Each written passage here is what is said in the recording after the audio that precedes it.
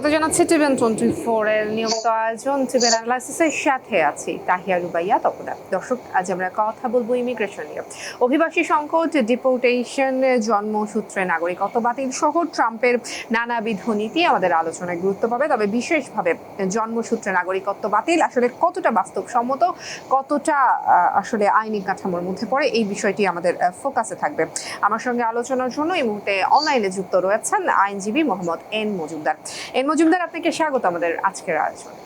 আপনাকে অসংখ্য ধন্যবাদ চমৎকার উপস্থাপনার জন্য, চমৎকার সাজসজ্জার জন্য। বিজয় দিবসের শুভেচ্ছা সবাইকে। নিশ্চয়ই আপনাকেও বিজয় দিবসের অসংখ্য শুভেচ্ছা জানাচ্ছি। দর্শক, আপনারাও কিন্তু চাইলে আমাদের সঙ্গে যুক্ত হতে পারেন। টেলিভিশনের স্ক্রিনে ফোন নাম্বার দেখছেন, চাইলে টেলিফোন করতে পারেন।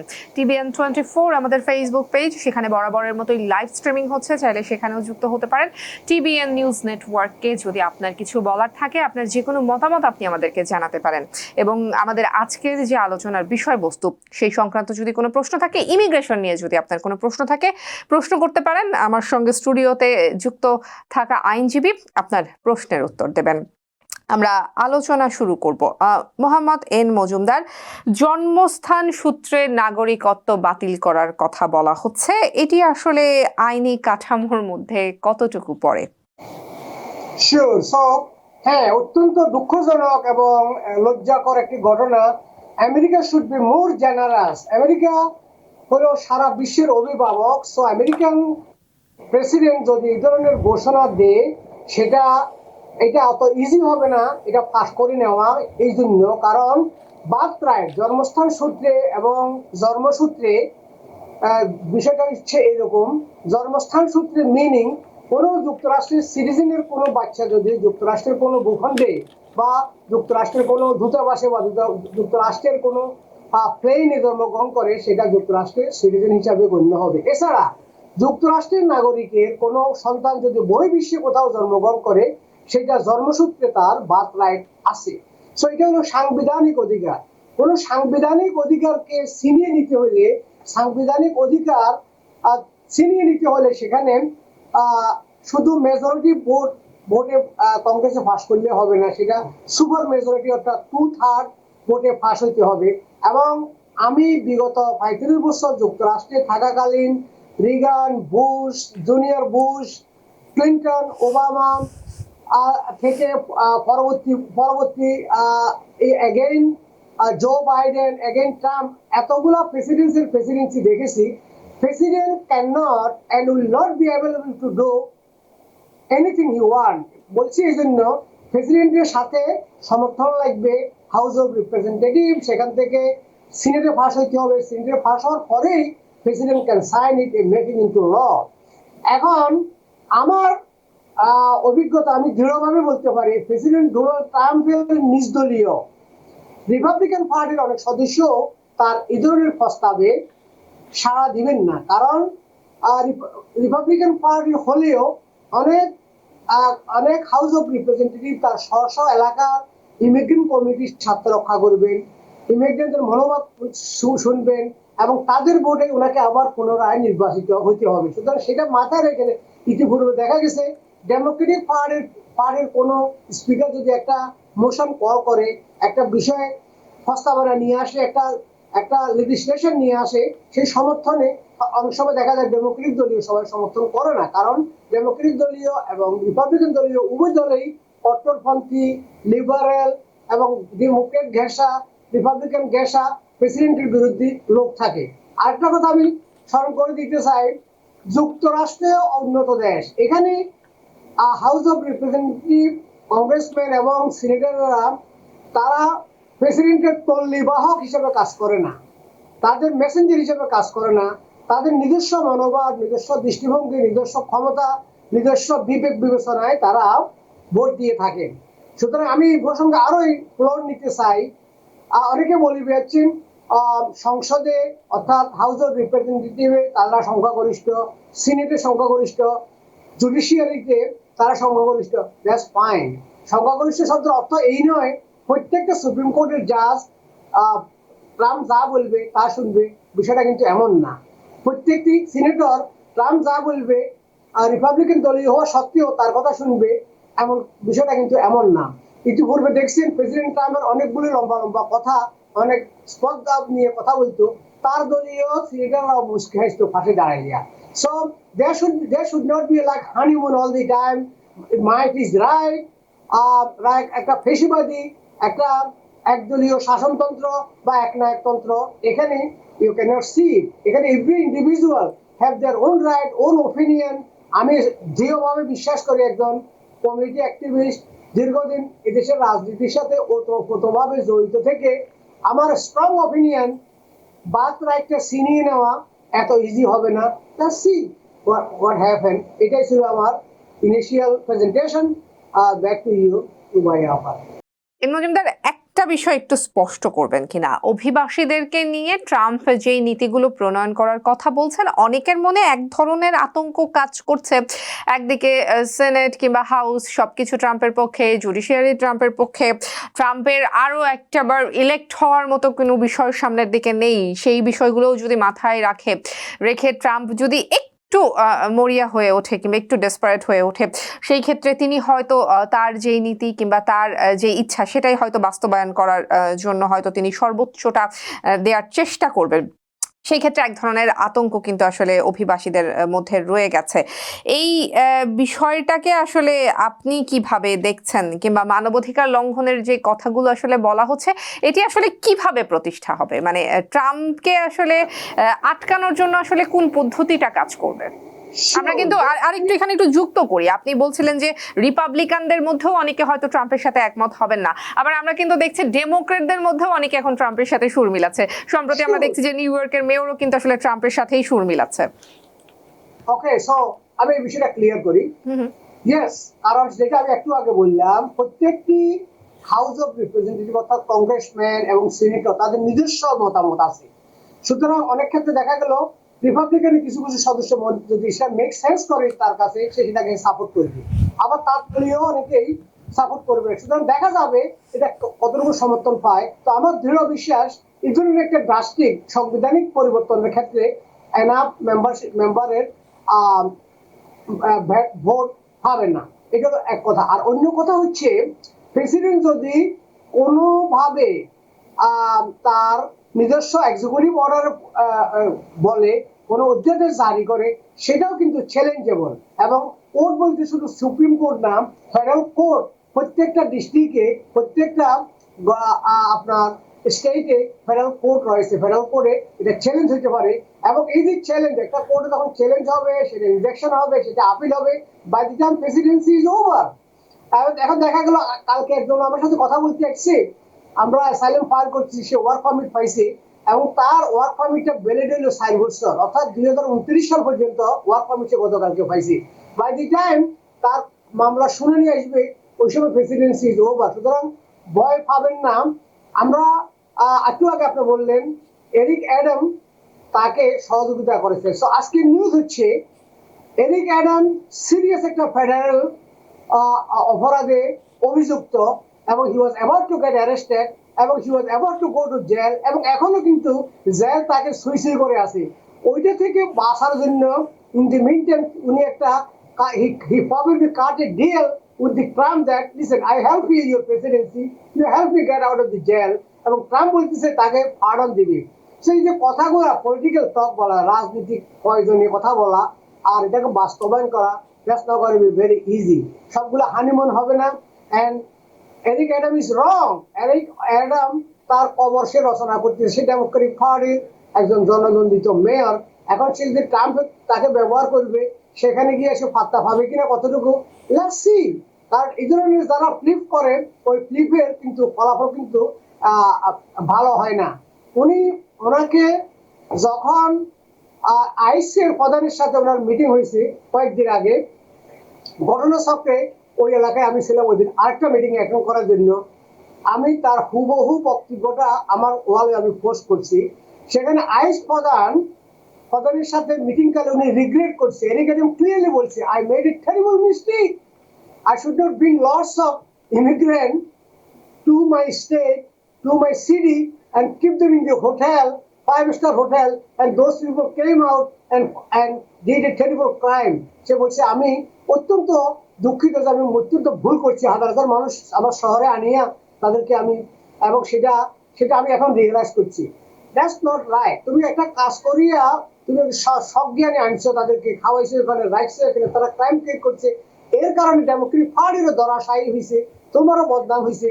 আর আমরা যারা ট্যাক্স পেয়ার অতি কষ্টে টাকা ইনকাম করে মাস শেষে 3 মাস শেষে, every house owner, every car owner, every property owner, every business owner pay dimes and nickel every day, night, tax pay করিয়া তোমার রাষ্ট্রীয় কোটাগারকে সমৃদ্ধশালী করে রাখে। সে রাষ্ট্রীয় কোটাগারের বিলিয়ন বিলিয়ন ডলার তুমি যারা বর্ডার ক্রস করে এসছে, বিনা অনুমতি প্রবেশ করছে, ক্রাইম করে ঢুকছে, তাদেরকে খাওয়াইতেছ। এটা কিন্তু আমেরিকান পাবলিক, কিন্তু ইমিগ্রেন্টরা এটাকে ভালোভাবে নিয়ে নেয়। and that was the wrong decision and now you're making another wrong decision. তুমি নিজেই হাজার হাজার মানুষকে আনলা, এখানে রাখলা, আবার বলছে এখন তাদেরকে তুমি বিজয়িত করার সহযোগিতা করবে। That's double standard. Why you bring them here and now you bring him and you also now pushing him back also. So তাহলে তোমার পরিণতিটা কি হবে? I don't know. আর অলসো বিজয়িত করা এত সহজ না। এখানে বলা হয় ডিউ প্রসেস অফ ল।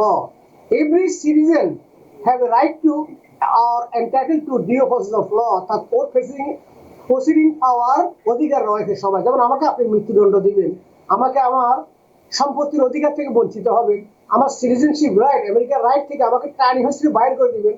এটা এভাবে মুখের কথা হবে না, আমাকে I have to go before a জাজ। এখন কি পরিমাণ জাজ আছে, কি পরিমাণ ইকোনমি আছে, কি পরিমাণ মানি, বিলিয়ন্স অফ ডলার অ্যালোকেট করতে হবে এই লোকগুলাকে বিতাড়িত করতে। ওই টাকাটাও কিন্তু কংগ্রেস থেকে আসতে হবে। তখন সেখানে কোন কংগ্রেস সদস্য জোরালো বক্তব্য রাখবেন। দেখেন অ্যালান মার্কসকে লম্বা কথা বলতেছে। অ্যালান মার্কস একজন immigrant, he is not liability, he pay billions of dollar taxes. ইমিগ্রেন্টদের ট্যাক্স কোটি কোটি টাকা ট্যাক্স, এবং ইমিগ্রেন্টদের মধ্যে এমন ডাক্তার আছে, এমন সায়েন্টিস্ট আছে, এমন প্রফেসর আছে যারা ইকোনমিকে, এই দেশের ইকোনমিতে বিলিয়ন বিলিয়ন ডলার রাখছে। তাহলে এই ইমিগ্রেন্ট কমিটিকে তুমি দেশে সরাই দিয়া রাষ্ট্রের কি স্বার্থ বজায় হবে? What is the public interest? Why we should spend money to keep the people back to their country, যেখানে আমাদের লোকের দরকারে আছে। এখানে প্রেসিডেন্ট নিজেই বলছে আমাদের খামারে, কারখানায়, বোঝাগায়, রেস্টুরেন্টে, স্কুল ক্যাম্পাসে আমাদের প্রচুর কর্মীর দরকার। সেই কাজগুলা, অড জবগুলা শুধু ইমিগ্রেন্টরাই করে। ওই ইমিগ্রেন্টকে যদি আমি দেশ বিতাড়িত করি, আবার কিছু ইমিগ্রেন্ট আমাকে আনতেই হবে। এটা না করি বরং তাদেরকে আমরা উই ক্যান স্ক্রিন দেম, তারা ক্রিমিনাল কিনা, তারা চোর কিনা, তারা ব্যাংকরাপ্ট কিনা, তারা রেপিস্ট কিনা। যারা ভালো লোক ইলিগালি আছে তাদেরকে একটা অ্যামনেস্টি দেওয়া যুক্তিসঙ্গত, তাদেরকে কাজ করে খাবার অধিকার দেওয়া সঙ্গত। মানবতাবাদী রাষ্ট্র আমরা। যদি আমি এই যুক্তরাষ্ট্রের অধিবাসী হয়ে, আমি আমেরিকান হয়ে, যদি আমি যারা নির্যাতিত, নিপীড়িত, কষ্টে আছে, যারা মানবতায় বিরোধী অপরাধের সাথে যারা জড়িত ছিল না, এই ধরনের লোককে যদি আমি কিকব্যাক করি, দেশে ফেরানোর পক্ষে থাকি, সেটা আই ডোন্ট থিঙ্ক আমেরিকান কংগ্রেসম্যানরা, আমেরিকান সিনেটররা এটাকে এত ইজিলি নিবে না। এটা অমানবিক কাজ হবে। আর সেকেন্ড ওয়ার্ল্ড ওয়ারের সময় যেভাবে করছিল, একটা জাতিকে কনসেন্ট্রেশন ক্যাম্পে নিয়ে যাবে, সেখান থেকে তাদেরকে দেশে পাঠানো হবে, that was not successful.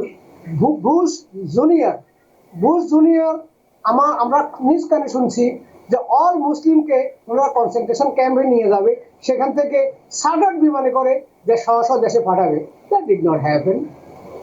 Joe Biden বলছে আমার ক্ষমতা আসার সাথে সাথে, যেদিন থেকে আমি ক্ষমতা নিয়েছি ওই দিন থেকে যারা এই দেশে আসছিল সবাইকে লিগালাইজ করবে, কিছুই করতে পারে নাই। সুতরাং লেটস ওয়েট এন্ড সি।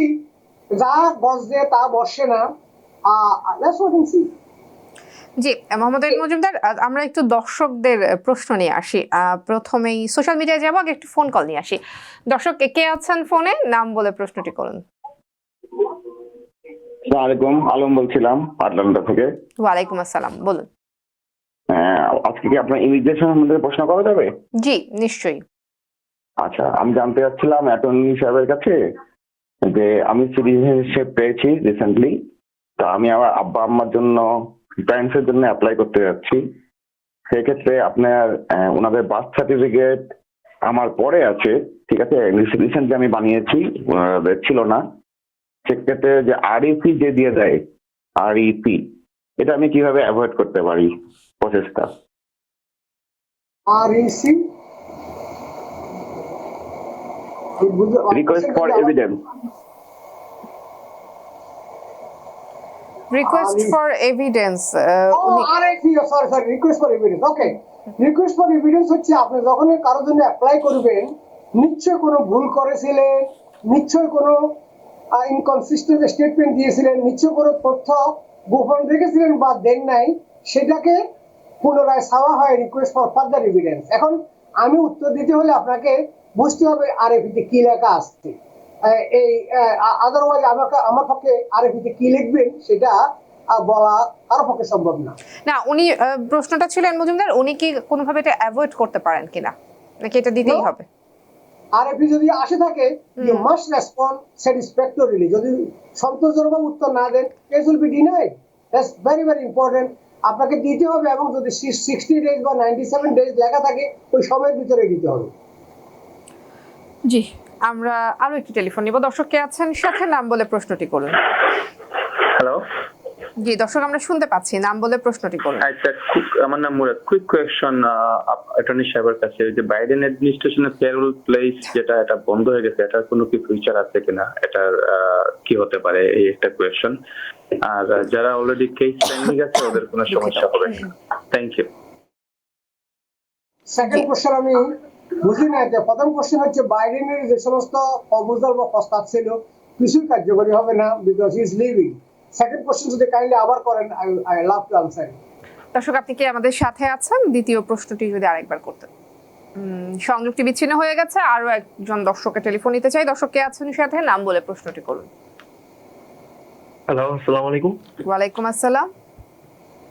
ওকে, আমার কোশ্চেনটা হচ্ছে, আমি নিউ জার্সি থেকে বলছি। আমার নাম সাইদ। তো আমি এখানে টুরিস্ট ভিসা আসছিলাম 2021 সালে। তারপর আমি অ্যাসাইলাম করছিলাম, বাট কোনো ইন্টারভিউ দেইনি এখন পর্যন্ত। এন্ড শুধু ওয়ার্ক পারমিট আর সোশ্যাল পেয়েছিলাম। সো আমি গত ডিসেম্বরে আপনার বিয়ে করেছি। গ্রিন কার্ড হোল্ডার ছিল আমার ওয়াইফ। সো সে গত মাসে 16 তারিখে, নভেম্বর 16 তারিখে ইন্টারভিউ দিয়েছে সিটিজেনশিপের। কিন্তু ওই সে নামের মধ্যে ওই নাম অ্যাড করছিল আর কি, একটা জাস্ট একটা নাম অ্যাড করছিল। সো ওইটার জন্য ওরা ওথ সেরেমনির বলছিল যে আর কি স্কেজুল করে ওরা 2-3 সপ্তাহের মধ্যে পাঠাবে। বাট এটা 1 মাস হয়ে গেছে, কোনো রেজাল্ট পাচ্ছি না আর কি। এই একটা কোয়েশ্চেন। আর আরেকটা কোয়েশ্চেন হচ্ছে, আমি যদি এখন অ্যাডজাস্টমেন্ট স্ট্যাটাসের জন্য অ্যাপ্লাই করি, তাহলে এটা এখন কি কোনো প্রবলেম হবে কিনা? যেহেতু আমার তো অ্যাসাইলাম কেস করা, এখন কি এটা আগে উইথড্র করতে হবে কেস, নাকি অ্যাপ্লাই করে তারপর উইথড্র করতে হবে অ্যাসাইলাম? এই দুইটা আমার কোয়েশ্চন। প্রথম কোশ্চেন হচ্ছে আপনার, যেহেতু উনি পাস করছে সিটিজেনশিপ অ্যাপ্লিকেশন এন্ড 400, সেখানে কোশ্চেন থাকে আপনি নতুন নাম দিতে চান কিনা, নাম চেঞ্জ করতে চান কিনা, সেটা ভেরি লিগ্যাল। আশা করি আপনার সিটিজেনশিপের ওথ সেরিমনি শীঘ্রই পাবেন। ওথ হওয়ার সাথে সাথে আপনি অ্যাডজাস্টমেন্ট অফ স্ট্যাটাস এখানে ফাইল করতে পারবেন, কোনো সমস্যা নেই। আর যেহেতু আপনার কোনো ইন্টারভিউ এখনো হয় নাই, সেক্ষেত্রে আপনি ওটা ইন্টারফেয়ার না করিয়া ডাইরেক্টলি আপনি অ্যাডজাস্টমেন্ট অফ স্ট্যাটাস ফাইল করবেন। But be careful, take a professional help. ওরা নিজে নিজে করতে যাবেন না, কারণ you are already in the proceeding. প্রসিডিংটা বন্ধ করবে কিনা আপনাকে আপনার অ্যাটর্নি সামনাসামনি কথা বলবে, এটা আমি এখানে বলবো না। এই জন্য, কারণ যদি আপনার আল্লাহ না করো কোনো কারণে আপনার অ্যাডজাস্টমেন্ট আপনি অ্যাডজাস্ট করতে না পারেন, দেন তার আগে যদি আপনি কেসটা উইথড্র করে ফেলেন, দেন আপনি কোনো দিকে ফাইলেন না। এই জন্য আপনার সম্ভবত অ্যাডজাস্টমেন্ট স্ট্যাটাস ফাইল করবেন গ্রিন কার্ডের জন্য, এবং অ্যাসাইলাম পেন্ডিং থাকুক, সেখানে কোনো বাধা নাই। কারণ আপনি বলছেন আপনার কোনো ইন্টারভিউ হয় নাই। বাট যাদের ইন্টারভিউ হয়েছে, কোর্ট কেস কোর্টে গিয়েছে, তাদের জন্য প্রসিডিউর টোটালি ভিন্ন। So adjustment of status while proceeding is pending is different than regular adjustment of status. Also এই উত্তরগুলো দিচ্ছি ফ্যাক্ট, আপনি বলছেন যে আপনি লিগালি আসছেন এখানে। সো লিগালি যারা যদি এসে থাকেন, আপনার ওয়াইফ যেহেতু citizen, you have a very good future. All the best. জি, আরো অনেকগুলো টেলিফোন রয়েছে, আমি টেলিফোনটি নিব। তবে তার আগে দর্শক, আমি একটা ডিসক্লেইমার দিতে চাই, যেটা আমি সবসময় দেওয়ার চেষ্টা করি আমার শোতে। আমি আবারও বলছি, টিবিএন নিউজ নেটওয়ার্ক এখানে রয়েছে আপনাদেরকে আইনি তথ্য দিয়ে সহায়তা করার জন্য। আমরা কিন্তু আসলে আপনাকে কোনো সিদ্ধান্ত দিচ্ছি না, আমরা আপনাকে তথ্য দিয়ে সহায়তা করছি। আপনি সিদ্ধান্তটা আসলে নিজে নেবেন, আপনি কোন সিদ্ধান্ত নেবেন সেটি দেওয়ার ইখতিয়ার আমাদের নেই, কিংবা আমাদের কথার উপর ভিত্তি করে আসলে কোনো চূড়ান্ত সিদ্ধান্ত দিবেন না। অবশ্যই ব্যক্তিগতভাবে কোনো অভিজ্ঞ কারোর সঙ্গে আলোচনা করে পরামর্শ করেই সিদ্ধান্ত নেবেন। অসংখ্য ধন্যবাদ আমাদের সাথে থাকবার জন্য। আরো একটি টেলিফোন নিব। দর্শক, কে আছেন সাথে? নাম বলে প্রশ্নটি করুন। হ্যালো, আসসালামু আলাইকুম। ওয়ালাইকুম আসসালাম। জি, আমি আলম বলছিলাম কুইন্স থেকে। আমার জি। দুইটা কোশ্চেন। হুম হুম। আমি অ্যাসাইলাম উইল করেছি এবং গ্রিন কার্ডের জন্য অ্যাপ্লিকেশন করেছি। আমার 1 বছর হয়েছে, গত ডিসেম্বরে করেছি। আমার ওয়াইফের গ্রিন কার্ড আসছে, বাট আমার এবং আমার মেয়ের গ্রিন কার্ড এখনো আসে নাই। 3 সপ্তাহ হয়েছে ওয়াইফেরটা আসছে। এখন এটা একটা ফাইল, একটা অ্যাপ্লিকেশন এরকম লেট হচ্ছে কেন? আমি একটা কোশ্চেন। আর একটা কোশ্চেন হচ্ছে, আমি বাই দ্য ওয়ে শুনতে পেলাম যে এখন নাকি গত 1 সপ্তাহ আগে থেকে গ্রিন কার্ড আর আসছে না, এটাকে নাকি ফ্রিজ করে দেওয়া হচ্ছে। এটা কি সত্য? Thank you. আমাদের কাছে এমন কোনো তথ্য নাই যে 1 সপ্তাহ 2 সপ্তাহ বন্ধ হয়ে গিয়েছে। নিউ অ্যাডমিনিস্ট্রেশন এখনো ক্ষমতায় আসে নাই। বর্তমান প্রসিডিওর এভরিথিং লাইক আগের প্রসিডিওরে চলছে। আপনার যে ডিলে হয়েছে সেটা হচ্ছে ইমিগ্রেশনের বিভিন্ন অ্যাপ্লিকেশনেই ডিলে হচ্ছে because of lack of supervision, lack of কর্মী বাহিনীর সংখ্যা কম, এবং ইমিগ্রেশন ডিপার্টমেন্টে বাজেটের সংখ্যা কম। বাজেট অ্যালোকেট বেশি করার কথা ছিল, সেটাও করা হয়নি এখনো। সো এজ এ রেজাল্ট এটা স্থূল গতিতে চলছে। বাট আমার দৃঢ় বিশ্বাস আপনার গ্রিন কার্ড আসবেই। হাকিম নড়ে কিন্তু হুকুম নয় না। যেহেতু অ্যাপ্রুভাল হয়েছে, আপনার অ্যাসাইলাম গ্র্যান্ড হয়েছে, আপনি আপনার গ্রিন কার্ড পাবেনই। সেখানে আসার কোনো আইন, রেট্রোঅ্যাক্টিভলি কোনো আইন পাস করা যায় না, অর্থাৎ ফিসের দিকে টানিয়ে কিছু আইন করা যায় না। ল অলওয়েজ মুভ ফরওয়ার্ড। আজকে যদি আইন হয় সেটা আগামীকালকে থেকে কার্যকরী হবে। এটা 2 মাস পূর্বের দিকে টেনে আনা হবে না। আপনি আস্থাশীল থাকুন, আপনার গ্রিন কার্ড আসবে। জি, আরো একটি টেলিফোন নিব। দর্শক, কে আছেন সাথে? নাম বলে প্রশ্নটি করুন। হ্যালো জি হ্যালো জি দর্শক, আমরা শুনতে পাচ্ছি, বলুন। জি, আমার এম মজুমদার সাহেবের কাছে একটা প্রশ্ন ছিল। আমি রিসেন্টলি সিটিজেনশিপ পেয়েছি। হুম হুম আমি আমার বাপ মার জন্য অ্যাপ্লাই করতে চাই হুম হুম। I-130 পূরণ করে, এবং এক্ষেত্রে কি কি কাগজ আমাকে দিতে হবে? জি কি কি ডকুমেন্ট? কোশ্চেন। যেহেতু আপনি সিটিজেন, আপনার মা বাপ দুজনের জন্য অ্যাপ্লাই করতে পারবেন। ভেরি ইম্পর্টেন্ট, আপনার বার্থ সার্টিফিকেটে আপনার মা এবং বাপের নাম যেভাবে আছে এক্স্যাক্টলি ওইভাবে যেন বার্থ সার্টিফিকেট গুলো আপনার মা বাপের নামগুলা, আপনার মা বাপের বার্থ সার্টিফিকেটে যেন ওনাদের নাম আপনার বার্থ সার্টিফিকেট যেভাবে আছে আপনার পিতার নাম হিসাবে, মাতার নাম হিসাবে হুবহু থাকে। বেশিরভাগ ক্ষেত্রে দেখা যায় আপনি 30 বছর বা 15 বছর আগে আসছেন, আপনার বাপের নাম ছিল ফর এক্সাম্পল আব্দুল হামিদ। এর পরবর্তীতে উনি হজে গিয়েছিলেন, এখন ওনার বার্থ সার্টিফিকেট একটা বাইর করছেন হাজি আব্দুল হামিদ। লুক লাইক ওনার ফার্স্ট নেম হয়ে গেছে এখন হাজি। অথবা আপনার আম্মাকে এখন আগে লিখছিল বেগম রোকেয়া, এখন উনি একদম বিদেশে থাকে, আর ছেলেমেয়েরা বিল্ডিং টিল্ডিং অনেক করছে, এখন ওনাকে মিস ফাতেমা আর একটা সামনে মিস বসাই দিছে। এই যে সামান্য একটা ভুল বা সামান্য একটা তথ্যগত সমস্যা হয়, এই প্রসঙ্গে বলছি। আপনি very good, but make sure আপনার বার্থ সার্টিফিকেটে আপনার পিতার মাতার নাম যেভাবে বানান করা আছে এক্স্যাক্টলি সেম ভাবে যেন আপনার পিতা মাতার বার্থ সার্টিফিকেটে তাদের নামটা ওইভাবে বানান করা হয়। এটা এবং দেখবে, ভালোভাবে দেখবেন। অনেক সময় উকিলেরাও খেয়াল করে না, আপনি ভালোভাবে দেখিয়ে সেটা ফাইল করবেন। সেকেন্ড, কি কি লাগবে? আপনার সিটিজেনশিপ সার্টিফিকেট, আপনার পিতা মাতার marriage certificate to make sure they are married, এবং আপনার বার্থ সার্টিফিকেট দিবে, এই জন্য ওখানে লেখা থাকবে আপনি যে ওই ওনাদের এই সন্তান। এই বার্থ সার্টিফিকেট লাগবে, আপনার স্টেট আইডি লাগবে। অনলাইনে ফাইল করলে সেকেন্ড ডেতে আপনি রিসিপ্ট নোটিশ পাবেন। Very good, so that's all. জি, আরো একটি টেলিফোন নিব। দর্শক, কে আছেন সাথে? হ্যালো। জি, আমার 2টা কোশ্চেন। একটা হলো আমার এই মেয়েদের, বিবাহিত মেয়ে আর কি, ওদের জন্য অ্যাপ্লাই করছি ভারতে 2012-এ। এখন আপনার চাইছে, ওরা ভিসা ফি চাইতেছে। তবে ওই ভারতে অ্যাপ্লাই করছি। এখন আমার একটা নাতি আছে, ওর বয়স হয়ে গেছে 22 বছর, ওর নাম আসে নাই। এখন আমি কি করতে পারি? এই ধরনের সমস্যা, হ্যাঁ আচ্ছা, আপনি বলবেন। সো এখন আপনি কাপসা চাইল্ড স্ট্যাটাস প্রোটেকশন অ্যাক্টের আওতায় আপনি একটা পিটিশন দিয়ে দেখতে পারেন যে গভর্নমেন্টের ডিলে হয়েছিল ভিসা প্রসেসিং এ প্রায় 3 বছরের মতো, এবং কোভিডের কারণে কিছু ডিলে হয়েছে। ওইটার বিবেচনায় আপনাকে যদি সময়গুলো ডিডাক্ট করা হয়, সেক্ষেত্রে হয়তো আপনার নাতি ইনক্লুড হওয়ার সম্ভাবনা আছে। তবে এটা কিন্তু কেস বাই কেস, বেশিরভাগ ক্ষেত্রে তারা ডিনাই করে। তারা যদি দেখেন যখন ভিসা অ্যাভেলেবেল, ওই সময় 21 ইয়ার অফ এজ আপনার ছেলে মেয়ে আছে কিনা।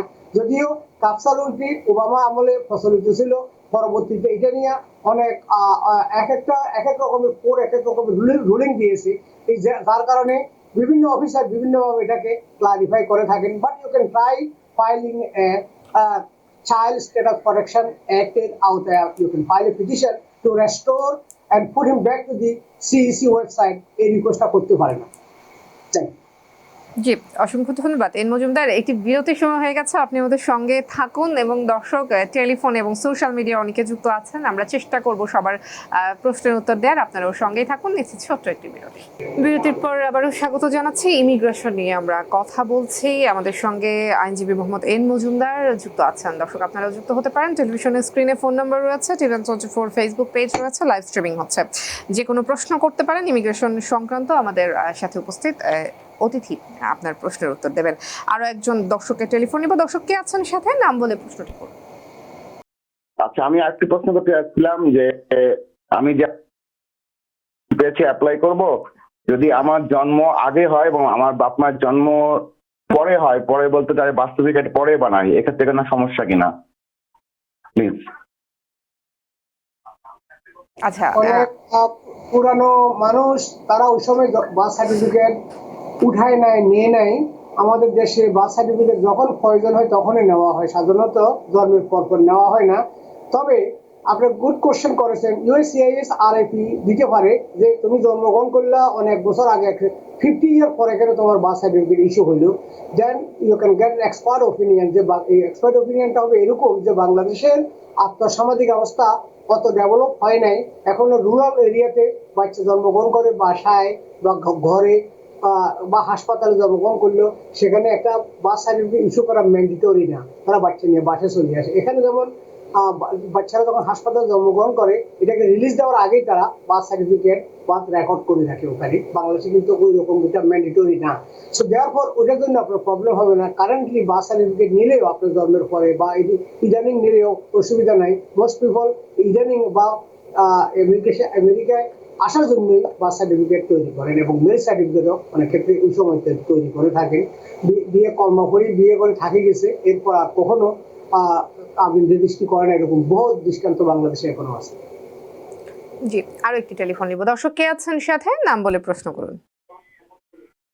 হ্যাঁ হ্যাঁ হ্যাঁ, হ্যালো, আসসালামু আলাইকুম।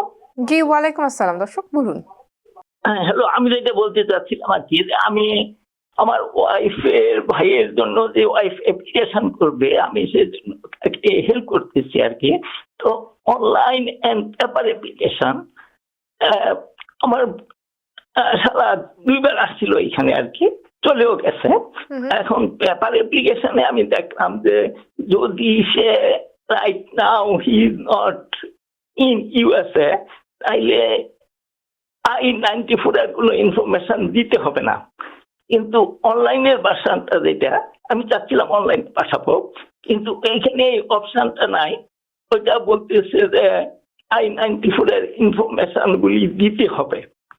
এখন I-95 এর যে 94 এর যে ইনফরমেশন আছে যে আসছিল 2007 and 2021 and 21 এটা অ্যাভেলেবল, 2007 যেটা আসছিল এটা তো অ্যাভেলেবল নাই। এখন অনলাইনে যদি করি আমি, তাহলে ওইটা কেমন করে দিব? আর এটা আমি বুঝতেছি না যে অনলাইন অ্যান্ড পেপার অ্যাপ্লিকেশনে এই দুটো ডিফারেন্ট কেন? না, এটা আসলে অনলাইন এবং পেপারে সেম ফর্ম, কিন্তু প্রবলেম হয়েছে যখন পেপার ওয়ার্ক করবেন সেখানে কোশ্চেনগুলো জিজ্ঞাসা করা হয় একরকম, আবার অনলাইনে যখন সেটা হয় সেটা আরো দীর্ঘায়িত form, but answer is same. But আপনার জিনিসটা আমি বুঝতে পারছি, যদি কেউ যুক্তরাষ্ট্রে ইতিপূর্বে ভ্রমণ করে থাকে, কোশ্চেন থাকে যে if the alien is here নাও, যদি থেকে থাকে তখন তখন আবার adjustment of status of question আসে যায়। Adjustment of status of question যখন আসে তখন I-94 এর কোশ্চেন আসে যায়। তো সুতরাং আপনার ডিপেন্ড করে ফার্স্ট কোশ্চেন উত্তর কিভাবে দিচ্ছেন সেটার উপর ডিপেন্ড করে second question. So best answer হবে, আপনি যদি অনলাইনে করেন আপনাকে মাস্ট বুঝতে হবে ইতিপূর্বে কোশ্চেন আনসার কি দিয়েছেন, এটার উপর ডিপেন্ড করে পরবর্তী কোশ্চেন। এবং be careful, wrong information wrong application file করলে আপনার ফিও বাতিল হবে, দীর্ঘায়িত হবে, কোনো লাভ হবে না। আপনি যদি নিজে নিজে করতে চান, আপনি যারা এখানে কলেজ পড়ুয়া বা হাই স্কুল দিয়েছে বা ইন্টারনেটে ভালো এক্সপিরিয়েন্স আছে তাকে দিয়ে অনলাইনে করেন।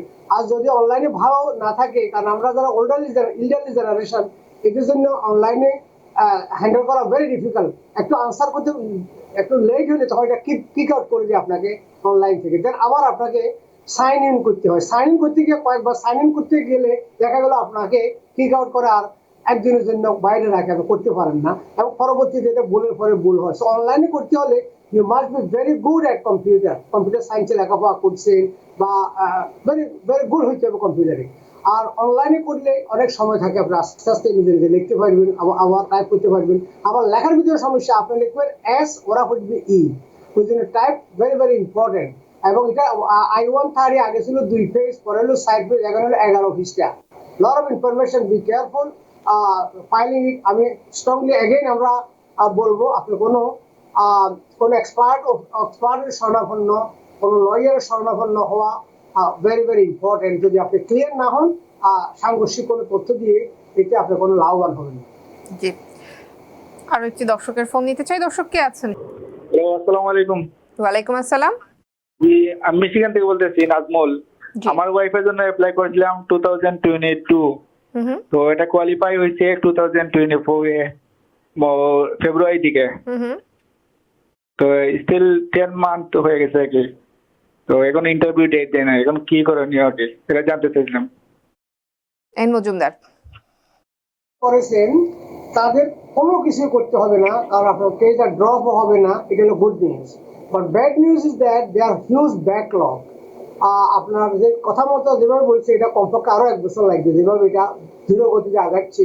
আনলেস ট্রাম্প অ্যাডমিনিস্ট্রেশন যদি ইমিগ্রেশন ব্যবস্থাকে ঢেলে সাজায়, বর্ডার সিল করে, এবং যে সমস্ত পেন্ডিং অ্যাপ্লিকেশন করে সেগুলো কিন্তু ত্বরান্বিত করে, ফি উনি হয়তো উনি বিজনেসম্যান, একটা সম্ভাবনা আছে ফি বাড়িয়ে দিয়ে প্রিমিয়াম প্রসেসের মতো কোনো একটা সিস্টেম চালু করে কুইকলি ডিসপোজাল করবে অ্যাপ্লিকেশন সমূহ, বর্ডার সিল করবে, এবং দ্রুত লিগেলি যারা আসার কথা তাদেরকে নিয়ে আসবে। এই জন্য একটা প্রপোজাল শোনা যাচ্ছে, but we are not sure. Wait for until January 20 নতুন প্রশাসন আসা পর্যন্ত, বা এর আগে এটা অত্যন্ত স্থূল গতিতেই চলবে, সেটাই প্রত্যাশা করা হচ্ছে। জি, আমি টেলিফোনে আরো অনেক দর্শক রয়েছেন, আমি চেষ্টা করব তাদের ফোনগুলো নিয়ে। আর আমি একটু সোশ্যাল মিডিয়া থেকে একটা প্রশ্ন নিতে চাই।